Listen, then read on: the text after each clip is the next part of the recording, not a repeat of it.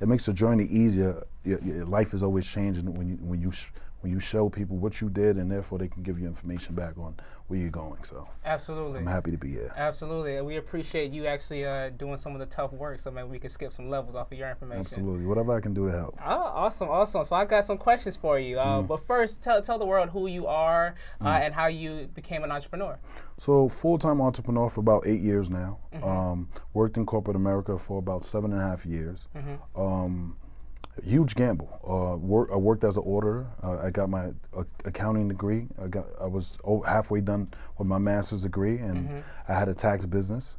And luckily, my last 2 years working for corporate America, I saved all my money. I paid all my bills. Okay. I was able to open up a liquor store. That was my high school dream. Wow. Opened up a liquor store, and then during my last 2 years of corporate America, I'm saving my money, trying to decide whether I want to become a full-time entrepreneur. I was still pretty young. I was probably 24.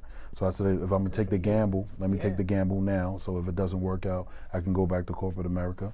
So I opened up my store, my first liquor store, Parkchester in the Bronx. Okay.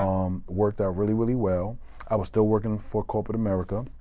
Got an opportunity to open a second store, and that's when I decided to leave corporate America and just gamble on myself. Wow. So 8 years later, I'm still here, still standing. That's awesome. Still standing. So, to the grace of God. So your high school dream was to open a liquor store. Yes, and believe it or not. How did that come about? So what happens is I always hung out with the older cousins, right? Okay. So an older cousin of mine, he was one of the first close cousins I knew, had his own apartment. He lived in the neighborhood somewhere in the South Bronx by Rear Park Towers, but he started drinking way before I have. And when he used to go try to buy a bottle or two, he would have to walk maybe 5-10 blocks. Okay. So his idea was like, it'll be great for us to open a liquor store within the next 2 blocks, For sure. because we'll make great money. For sure. So we tried to do it then. It didn't work out. He relied for me to do a lot of research. I guess I was naive. I didn't read everything thoroughly. Yeah. I thought it was too expensive. And then maybe 5-6 years later, I tried it again, and I was like, oh my God, it doesn't cost as much as I thought it would cost, and I was able to do it by myself. How much does it cost to open a liquor store?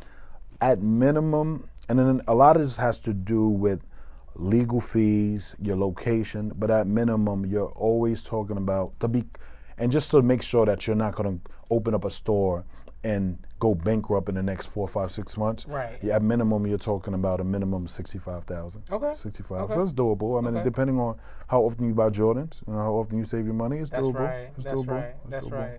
My first liquor store, 65 was too much. So what we did was, it was me and a friend, a childhood friend. We went 35. So Nice. 30, 35. So you didn't even take out a loan for that? No.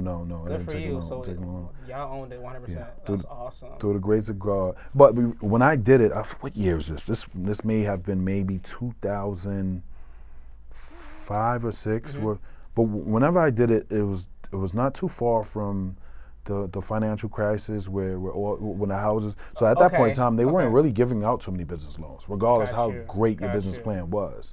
So it was really a sense of you saving your money. Right. Some people were saving. A friend of mine saved his income tax as well as put money to the side. Some of it just for me was I had to shop less, I had to travel less. For sure. And I took a sacrifice. I think I really took a sacrifice maybe for a year and a half too. Okay. I'm not gonna say it was it was a complete change, but for a person that was used to buying outfits and stuff like that, right.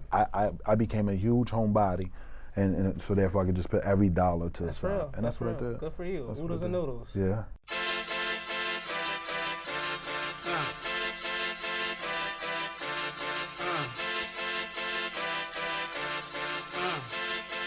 You're saying, yo, I'm living my life and everything ain't always